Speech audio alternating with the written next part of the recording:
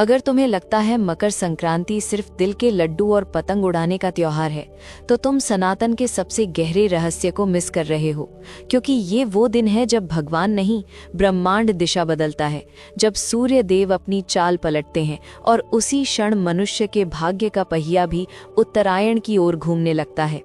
मकर संक्रांति इसलिए मनाई जाती है क्योंकि इसी दिन सूर्य देव मकर राशि में प्रवेश करते हैं और यहीं से शुरू होता है उत्तरायण, यानी वो काल जब ऊर्जा ऊपर की ओर बहती है, जब जड़ता टूटती है, जब जो रुका था वो आगे बढ़ने लगता है।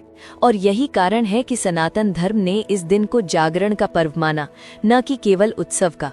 यही वजह है कि मकर संक्रांति बाकी त्योहारों की तरह चंद्र तिथि से नहीं बल्कि एक फिक्स तारीख पर आती है।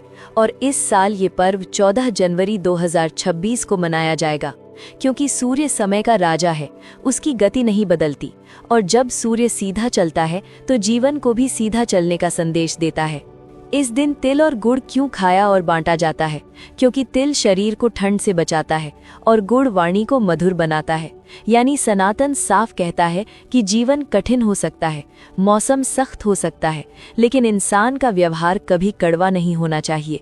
सुबह स्नान और सूर्य को अर्घ्य देना कोई कर्मकांड नहीं है, ये अपने भीतर के आलस्य, अंधकार और भ्रम को धोने की प्रक्रिया है। क्योंकि सूर्य को जल अर्पित करते समय मनुष्य अपने अहंकार को नीचे और चेतना को ऊपर करता है। इस दिन क्या करना चाहिए?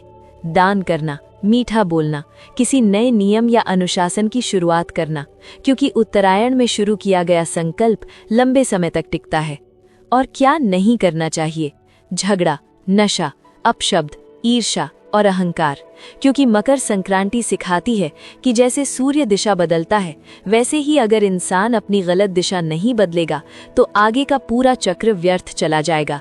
मकर संक्रांति सिर्फ त्योहार नहीं है, ये सनातन का चेतावनी दिवस है कि अब अंधकार का समय पूरा हुआ। अब या तो तुम ऊपर उठोगे या फिर पीछे छूट जाओगे। और यही वजह है कि ये पर्व हजारों साल बाद भी उतना ही शक्तिशाली है, उतना ही प्रासंगिक है और उतना ही खतरनाक रूप से सच है।